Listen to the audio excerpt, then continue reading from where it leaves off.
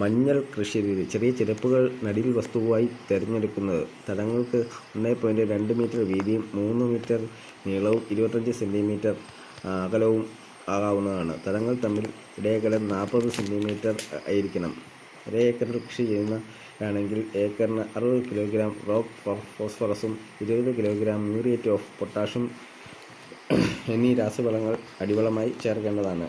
20-30 centimetre അകലത്തിൽ ചെറു കുഴികളെടുത്ത് വിത്ത് നടാവുന്നതാണ്.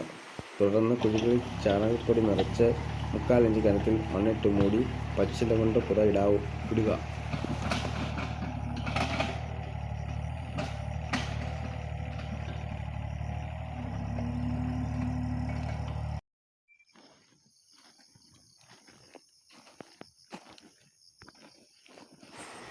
മഞ്ഞൾ കൃഷിരീതി. ചെറിയ ചിരപ്പുകൾ നടീൽ വസ്തുവായി തിരഞ്ഞെടുക്കുന്നത്. തടങ്ങൾക്ക് 1.2 മീറ്റർ വീതിയും 3 മീറ്റർ നീളവും 25 സെന്റിമീറ്റർ അകലവും ആകാവുന്നതാണ്. തടങ്ങൾ തമ്മിൽ ഇടയകലം 40 സെന്റിമീറ്റർ ആയിരിക്കണം. ഏക്കറിൽ കൃഷി ചെയ്യുന്നതാണെങ്കിൽ ഏക്കറിന് 60 കിലോഗ്രാം റോക്ക് ഫോസ്ഫറസും 20 കിലോഗ്രാം മ്യൂറേറ്റ് ഓഫ് പൊട്ടാഷും എന്നീ രാസവളങ്ങൾ അടിവളമായി ചേർക്കേണ്ടതാണ്. 20-30 സെന്റിമീറ്റർ അകലത്തിൽ ചെറു കുഴികളെടുത്ത് വിത്ത് നടാവുന്നതാണ്. തുടർന്ന് കുഴികളിൽ ചാണകപ്പൊടി നിറച്ച് 3/4 ഇഞ്ച് കനത്തിൽ മണ്ണിട്ട് മൂടി പച്ചില കൊണ്ട് ഇടുക. മഞ്ഞൾ കൃഷിരീതി. ചെറിയ ചിരപ്പുകൾ നടീൽ വസ്തുവായി തിരഞ്ഞെടുക്കുന്നത്. തടങ്ങൾക്ക് 1.2 മീറ്റർ വീതിയും 3 മീറ്റർ നീളവും 25 സെന്റിമീറ്റർ അകലവും ആകാവുന്നതാണ്. തടങ്ങൾ തമ്മിൽ ഇടയകലം 40 സെന്റിമീറ്റർ ആയിരിക്കണം. ഏക്കറിൽ കൃഷി ചെയ്യുന്നതാണെങ്കിൽ ഏക്കറിന് 60 കിലോഗ്രാം റോക്ക് ഫോസ്ഫറസും 20 കിലോഗ്രാം മ്യൂറേറ്റ് ഓഫ് പൊട്ടാഷും എന്നീ രാസവളങ്ങൾ അടിവളമായി ചേർക്കേണ്ടതാണ്. 20-30 സെന്റിമീറ്റർ അകലത്തിൽ ചെറു കുഴികളെടുത്ത് വിത്ത് നടാവുന്നതാണ്. തുടർന്ന് കുഴികളിൽ ചാണകപ്പൊടി നിറച്ച് 3/4 ഇഞ്ച് കനത്തിൽ മണ്ണിട്ട് മൂടി പച്ചില കൊണ്ട് ഇടുക.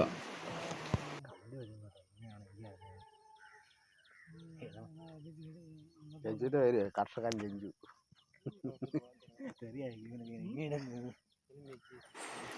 മഞ്ഞൾ കൃഷിരീതി. ചെറിയ ചിരപ്പുകൾ നടീൽ വസ്തുവായി തിരഞ്ഞെടുക്കുന്നത്. തടങ്ങൾക്ക് 1.2 മീറ്റർ വീതിയും 3 മീറ്റർ നീളവും 25 സെന്റിമീറ്റർ അകലവും ആകാവുന്നതാണ്. തടങ്ങൾ തമ്മിൽ ഇടയകലം 40 സെന്റിമീറ്റർ ആയിരിക്കണം.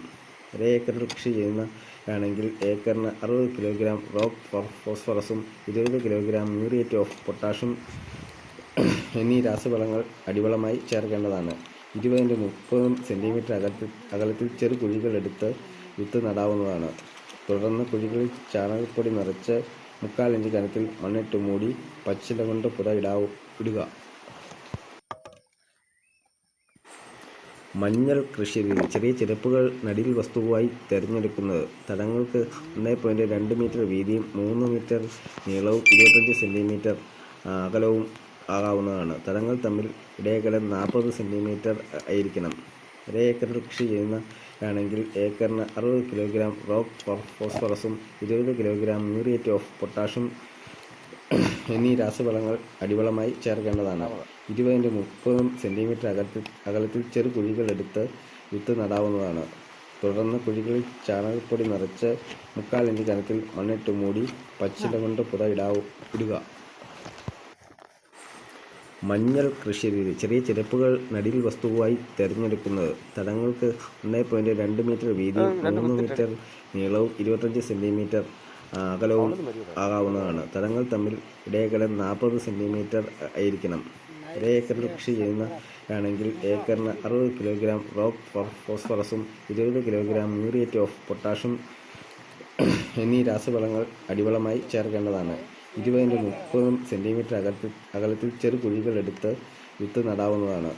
തുടർന്ന് കുഴികളിൽ ചാണകപ്പൊടി നിറച്ച് 3/4 ഇഞ്ച് കനത്തിൽ മണ്ണിട്ട് മൂടി പച്ചില കൊണ്ട് ഇടുക. മഞ്ഞൾ കൃഷിരീതി. ചെറിയ ചിരപ്പുകൾ നടീൽ വസ്തുവായി തിരഞ്ഞെടുക്കുന്നത്. തടങ്ങൾക്ക് 1.2 മീറ്റർ വീതിയും 3 മീറ്റർ നീളവും 25 സെന്റിമീറ്റർ അകലവും ആകാവുന്നതാണ്. തടങ്ങൾ തമ്മിൽ ഇടയകലം 40 സെന്റിമീറ്റർ ആയിരിക്കണം. ഏക്കറിൽ കൃഷി ചെയ്യുന്നതാണെങ്കിൽ ഏക്കറിന് 60 കിലോഗ്രാം റോക്ക് ഫോസ്ഫറസും 20 കിലോഗ്രാം മ്യൂറേറ്റ് ഓഫ് പൊട്ടാഷും എന്നീ രാസവളങ്ങൾ അടിവളമായി ചേർക്കേണ്ടതാണ്. 20-30 സെൻറ്റിമീറ്റർ അകലത്തിൽ ചെറു കുഴികളെടുത്ത് വിത്ത് നടാവുന്നതാണ്. തുടർന്ന് കുഴികളിൽ ചാണകപ്പൊടി നിറച്ച് 3/4 ഇഞ്ച് കനത്തിൽ മണ്ണിട്ട് മൂടി പച്ചില കൊണ്ട് ഇടുക.